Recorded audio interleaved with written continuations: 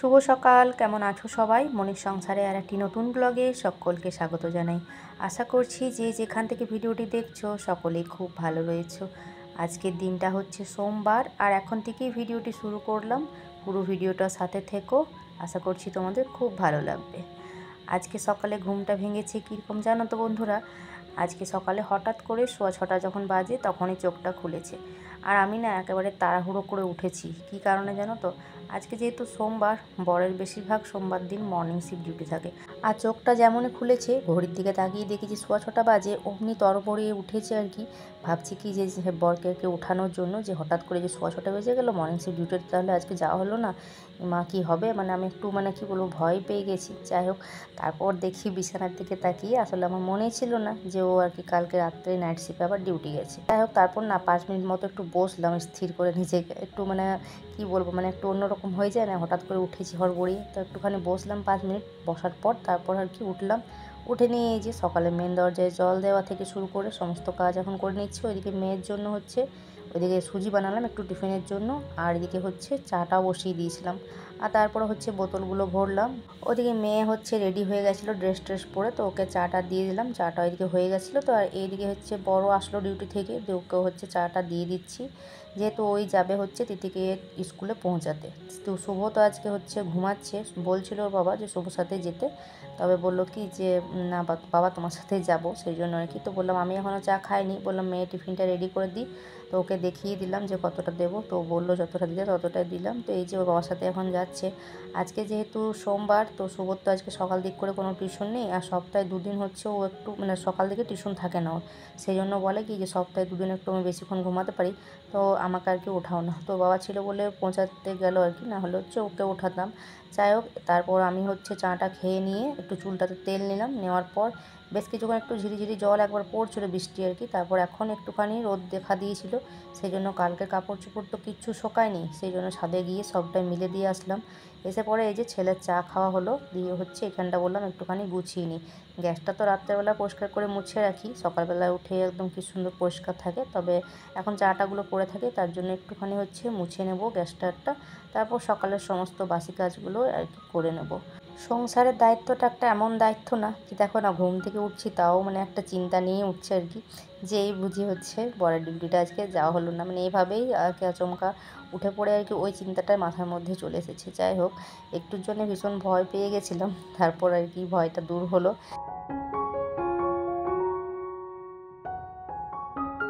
সকালের সমস্ত বাসি কাজগুলো সেরে নিয়ে এই যে সকাল সকাল স্নানটাও সেরে নিয়েছি। স্নান সেরে ওইদিকে হচ্ছে ছাদের কাপড়গুলো মিলে দিলাম, জানো তো, একটু উলটপালট করে দিলাম, যেগুলো সকালে মিলেছিলাম সেগুলো একটু উল্টে পাল্টে মিলে দিলাম, আর কয়েকটা শুকিয়েও গেছিলো, ওগুলো রেখে দিলাম। বেশ হাওয়া চলছে হালকা হালকা, আবার মাঝে মাঝে মনে হচ্ছে যে এই বুঝি বৃষ্টি নামলো। তো যাই হোক, ওগুলো মিলে টিলে এসে এখন হচ্ছে পুজো করতে যাব। তো পুজো করতে যাবার আগে আমি আর কি সিঁদুরটা ঠেকিয়ে নিই। তো এখন সিঁদুরটা এই যে পরে নিয়ে চলো এখন ঠাকুর ঘরেতে যাব। ঠাকুর ঘরটা মুছে নিয়ে একেবারে ফুল টুল তুলে নিয়ে আসলাম, দিয়ে হচ্ছে এই যে এখন পুজোটা সেরে নিচ্ছি।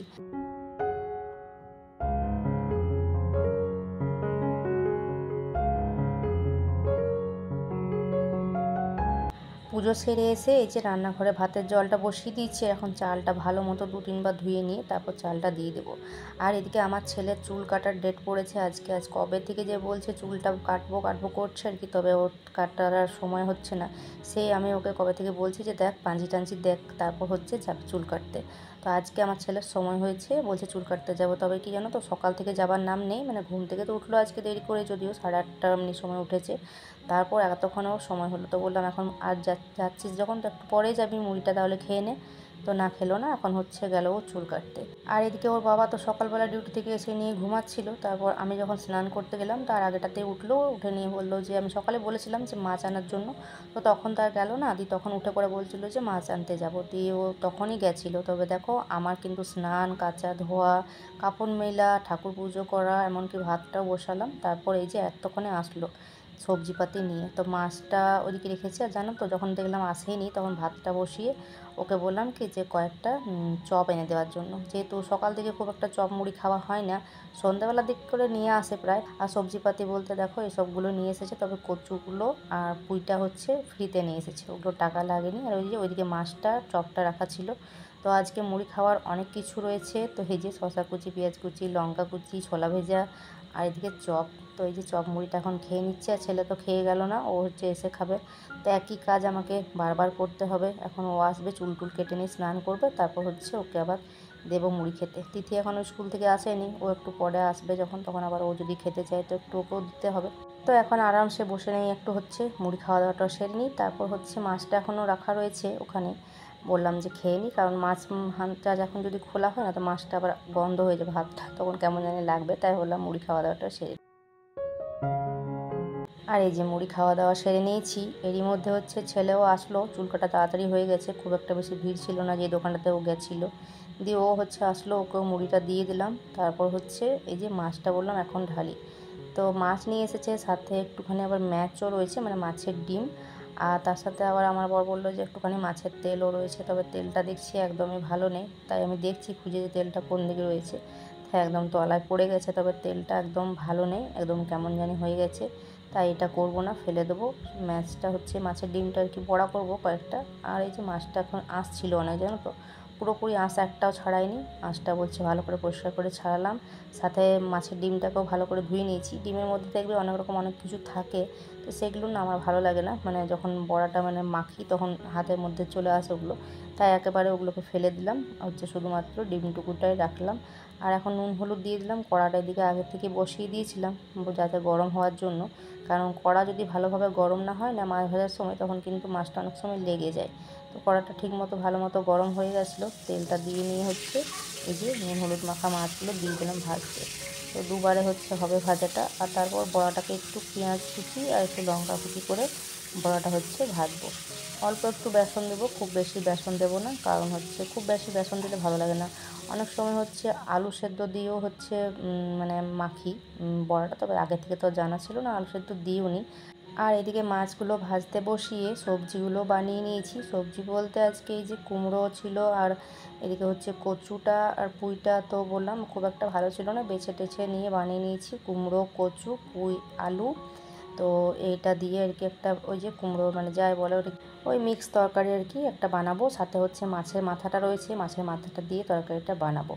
আর এদিকে দেখো মাছগুলো আমার ভাজা হয়ে গেছিলো, তো বলছি বড়াগুলো একবারে দিয়ে দিয়েছিলাম, তো একটুখানি বেসন দিয়েছিলাম, সামান্য একটু বেসন দিয়ে পেঁয়াজ কুচি লঙ্কা কুচি দিয়ে হচ্ছে এই যে বড়াগুলো ভাজতে বসিয়ে দিয়েছিলাম। তো বড়াগুলো একটু কম আঁচে করে আর কি ভাজি, যে কোনো বড়াই বলো না কেন একটু কম আঁচ করে ভাজলে কিন্তু ভালো হয়। আর বিশেষ করে হচ্ছে মাছের ডিমের বড়া বা ডিমের অমলেট, এগুলো কিন্তু একটু কম আঁচ করে ভাজলে কি হয়, তাহলে তাড়াতাড়ি মানে বেশি আঁচ করে ভাজলে কি হয়, উপরটা তাড়াতাড়ি করে লাল হয়ে যায়, ভেতরটা তখন কাঁচা থেকে যায়। তাই একটু কম আঁচ করে ভাজলে ভালো মতো ভাজা হয়। তো ওগুলো বেশ লাল লাল করে ভেজে নিয়ে হচ্ছে তুলে রাখলাম। সবারই মোটামুটি দুটো করে হয়ে যাবে। জানি না ছেলেমেয়ে ওরা খাবে কি না খাবে, কোনো ঠিক নেই। আর তারপর হচ্ছে ওইটাকে হচ্ছে নামিয়ে, বড়াটা নামার পর এই যে কুমড়োর তরকারিটা বলে মিক্স ভেজটা আর কি বসিয়ে দিলাম। তো আলু ওইদিকে ওই যে পুঁইয়ের ডাঁটাগুলো আর কচুগুলো তো খুব একটা ভালো ছিল না, কেটে কুটে সব আর কি ফেলে দিয়ে, মানে খারাপই ছিল, ওই জন্য মানে ফ্রিতে দিয়েছে। বেশি দিন হয়ে গেলে না, 3-4 দিন 5 দিন হয়ে গেলে একটু খারাপ হয়ে যায়, তখন ওগুলো আর কি দিয়েছে আর কি নিয়ে এসছে। তো কেটে কুটে অল্প একটু মতো বেরোলো, তো দিয়ে দিলাম। দেওয়ার পর এই যে দেখো বেশ কিছুক্ষণ কষিয়ে একটুখানি বাটা মশলা দিলাম, মানে আদা রসুন কাঁচা লঙ্কা পেস্ট, আর বাকি হচ্ছে গুঁড়ো মশলা একটুখানি দিলাম, জিরের গুঁড়ো। আর এই যে একটুখানি জল দিয়ে দিলাম, একটু সেদ্ধ হোক, আর সাথে মাছের মাথাটাকেও দিয়ে দিলাম। তো এটা যতক্ষণে সেদ্ধ হচ্ছে ততক্ষণে ভাবলাম কি সকাল দিকে আজকে আর হয়নি, ফ্রিজটা বললাম একটু পরিষ্কার করে নিই। সবজিপাতিগুলো যখন শেষ হয়ে যায় তখন তো আমি ফ্রিজটা পরিষ্কার করি, তবে এবার আর পরিষ্কার করা হয়নি, বেশ কয়েকদিন হলো পরিষ্কার করা হয়নি। এমনিতে খুব একটা নোংরা থাকে না, তবুও আমি মাঝে মাঝে যেহেতু সপ্তাহে বলতে গেলে পরিষ্কার করে নিই, সেই জন্য তো ভাবলাম একটুখানি আর কি ভালো করে পরিষ্কার করে নিই, মুছে নিই এটাকে। আর সবজির ট্রেটা আর বের করবো না বাইরে, সবজির ট্রেটাই বলতে গেলে ওই যে কী টুকটাক রয়েছে। আর ওইদিকে হচ্ছে ওলটা নিয়ে এসেছিলো, তো ওলটা এখন বাইরেই রাখা রয়েছে, আর এখন ফ্রিজটা চালাইনি, সারা রাত চালা ছিল, তো এখন আর বর্ষার দিনে খুব একটা চালানো দরকার পড়ে না, তবু মাঝে মধ্যে না চালালেই নয়। আর এই দুটো বোতল শুধু রেখেছি ফ্রিজের মধ্যে, মানে কোনো সময় এমার্জেন্সির জন্য আর কি। তাছাড়া এখন বোতল টোতল সব বাইরেই থাকছে, কারণ এখন ঠান্ডা জলের সেভাবে তো দরকার পড়ছে না, যেহেতু আষাঢ় মাস যেদিন থেকে শুরু হয়েছে সেদিন থেকে বলতে গেলে প্রত্যেক দিনই বৃষ্টি একটু একটু হতেই আছে। এমন কোনো দিন মনে হয় একদিনও কি জানি বন্ধ ছিল কিনা বৃষ্টি, মানে বৃষ্টি পড়তে আছে। আর সবজির ট্রেটা হচ্ছে একটু নোংরা হয়ে গেছিলো, যেহেতু সবজিগুলো রাখা ছিল বলে, তবে ট্রেটা আর বার করছি না, ট্রেটা বার করতে গেলে এখন ফ্রিজটা আমাকে সরাতে হবে, সেই জন্য ওখান থেকে যেটুকু পারলাম ভালো মতো আর কি দুবার মুছে নিলাম। আর আবার হচ্ছে কাপড়টাকে ধুয়ে নিয়ে এসে উপরটা বললাম একটা পরিষ্কার করে মুছে নিলাম। মোছার পর যেটুকু জিনিসপত্রগুলো বাইরে ছিল সেগুলো এখন ফ্রিজের মধ্যে রেখে ফ্রিজটাকে একটু চালিয়ে দিলাম। আর তারপর এদিকে এসে দেখছি তরকারিটার কী অবস্থা, দেখছি একটুখানি আর কি জলটা একটুখানি শোকাবে আর একটু। তো ওটা যতক্ষণে শোকাচ্ছে ততক্ষণে হচ্ছে এই যে বললাম বাসনগুলো দাঁড়িয়ে কেন থাকে, বাসনগুলো মেজে নিই। রান্না করতে করতে দেখবে দাঁড়িয়ে থেকে না থেকে এই যে মানে রান্না করতে করতে এই সমস্ত কাজগুলো করে নিলে পরে গিয়ে হচ্ছে নিজেরই সুবিধা, তাই না? তাহলে হচ্ছে রান্না করার শেষে একটুখানি হচ্ছে সময় পাওয়া যায়, একটুখানি বসা যায়। আর তখনই হচ্ছে আমার বর আসবে, হয়তো দোকানে গেছে 12টার দিকে আর কি দোকানে গেল, এসে বলবে যে ফোন দেখছে, বুঝলে? মানে ওই যে লোক দেখানি কাজ যেটাকে বলে না, সেটা তো করতে পারি না যে ও আসবে তারপরে আমি এই কাজটা করব। এসে পর দেখবে যে ফোন দেখছে, তখন বলবে ওই তো তুমি ফোনেই দেখছো। কিন্তু এই যে এই সমস্ত কাজগুলো করছি এগুলো কোনো ইয়ে নেই যে এগুলো হচ্ছে আগে আগে করে নিচ্ছি, তো এগুলো দেখতে পাচ্ছে না, সেই জন্য আর কি ওটা বলবে, ওটা বলা অভ্যাস। যাই হোক, এদিকে তরকারিটাও কিন্তু বাসনগুলো ধুতে ধুতে এদিকে তরকারিটাও হয়ে গেছে, একদম শুকিয়ে গেছে জলটা। আর এত সুন্দর একটা গন্ধ বেরোচ্ছে না। আর মাছের মাথাটা দেখলে কতক্ষণ দিয়েছি সেদ্ধ হতে, তারপরেও মানে কোনো রকম ভাঙা যাচ্ছিল না। তারপর কোনো রকমে ভাঙলাম আর কি। এখন এটাকে তরকারিটা নামিয়ে এই যে নিচে রেখে দেবো। আর তার সাথে হচ্ছে কড়াটাকে ভালো মতো ধুয়ে নিলাম একবার সিঙ্কে, যেয়ে ধুয়ে নিয়ে এখন মাছের ঝোলটাই করে নেব। মাছের ঝোলটার জন্য এই যে টমেটোটা দিলাম, টমেটোটা একটু নরম হলেই মশলা ওই যেটুকু বেটেছিলাম, আজকে সর্ষে দিইনি, মাছটা যেহেতু খুব বড় মাছ এটা, যে বাটা মশলাটা দিলাম আর তার সাথে একটু কাশ্মীরি লঙ্কার গুঁড়ো, একটু মিট মশলা, একটু হচ্ছে জিরে ধনে গুঁড়ো দিয়ে দিয়েছি, নুন হলুদ এগুলো তো দিতে হবে, একটুখানি চিনি দেওয়ার পর এই যে ঝোল দিয়ে দিলাম। ঝোলটা একটুখানি ফুটুক। আর আমার ছেলে মেয়ের জন্য বলছে মাছ ভাজা খাবে। ছেলে তো মাছ ভাজাই খায়, মেয়ে আবার বলছিল একবার ভাজা খাবো, একবার ঝোলে খাবো বলছিল, একবার ভাজা খাবো। তবে শেষে বললো কি যে ভাজাই খাবো, তো সেই কারণে হচ্ছে ওদের দু ভাই বোনের ভাজা রেখে দেবো। আর একটুখানি আজকে ধনেপাতা নিয়ে এসেছিলো, তো ধনেপাতাটা হচ্ছে এই যে ঝোলের মধ্যে দিয়ে দিলাম। আর মাছ দুটো দু পিস, মানে আমার আর আমার বরের দুজনের দুটো, আর দুটো হচ্ছে দুটো চারটে বড়া দিলাম, মানে মাছের ডিমের বড়াগুলো ঝোলে দিয়ে দিলাম। আর বেশ কয়েকটা ভাজাও আছে, তো হচ্ছে এই যে এখানে ঝোলটা ঢেলে নিলাম। আর দেখো ঝোলটা কিন্তু মানে ধনেপাতাটার কিন্তু বেশ সুন্দর গন্ধ, মানে যেমন শীতের সময় গন্ধ থাকে সেরকম। আর এখন কিন্তু প্রচুর সবজিরও দাম বেড়ে গেছে, আর ধনেপাতার দাম বেড়ে গেছে। আগের দিন আমার ছেলে গেছিলো, ওর আবার ধনেপাতার দিকে খুব মানে নজর, তো উনি বলেছিল যে দেওয়ার জন্য 5 টাকার, তবে বলেছি যে 5 টাকা হবে না, নিলে 10 টাকা নিতে হবে। যাই হোক, আজকে হচ্ছে ওই এক দুটো ডালগুলো নিয়ে এসেছিলো ওর বাবা, যেহেতু ওর বন্ধু সেই কারণেই আর কি। তো তারপর দেখো রান্নাবান্নাগুলো সমস্ত নিচে ঠিক করে মানে একটু দূরে করে রেখে দিলাম। আর ওইদিকে মেয়েকে কিন্তু খেতে দিয়ে দিয়েছি, আজকে একটুখানি চপ মুড়িও খেয়েছিল স্কুল থেকে এসে। তো ওর আবার অভ্যাস, মানে রান্নাবান্না হয়ে গেলে ওর মানে অল্প খাক আর বেশি খাক, মানে বলবে খেতে দিতে, তো ওকে খেতে দিয়ে দিলাম। আর আজকে যেহেতু মাছটা ভাজা হয়েছে, তো সেই জন্য বললাম কি গ্যাসটা একটুখানি হচ্ছে সার্ফ দিয়ে ভালো করে পরিষ্কার করে ধুয়ে নিই, একটু ডিপ ক্লিন করে নিই। প্রত্যেক দিন তো এরকম 2-3বার 4বার মুছে নিই, তবে এখন আজকে ভাবলাম একটুখানি ডিপ ক্লিন করে নিই। পুরো টাইলস থেকে শুরু করে এদিকে যতটা আছে সবটা বললাম একটুখানি সার্ফ দিয়ে পরিষ্কার করে যে 2-3বার ধুয়ে নিচ্ছি। এই প্রথমে মেজে নিলাম, তারপর হচ্ছে কাপড়গুলি আবার ধুয়ে নিয়ে এখন জল ঢেলে নিচ্ছি। তো জল ঢেলে ভালো করে পরিষ্কার করে ধুয়ে নিচ্ছি। তো দেখো একেবারে কী সুন্দর চকচক করছে একদম, দেখো খুব সুন্দর।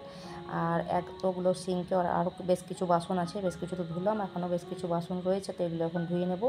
তারপর ওর বাবা আসবে, তারপর খাওয়া দাওয়া হবে। তো চলো বন্ধুরা, আজকের মতো ভিডিওটা আমি এখানেই শেষ করছি। ভালো লাগলে লাইক কমেন্ট সাবস্ক্রাইব করে দিও।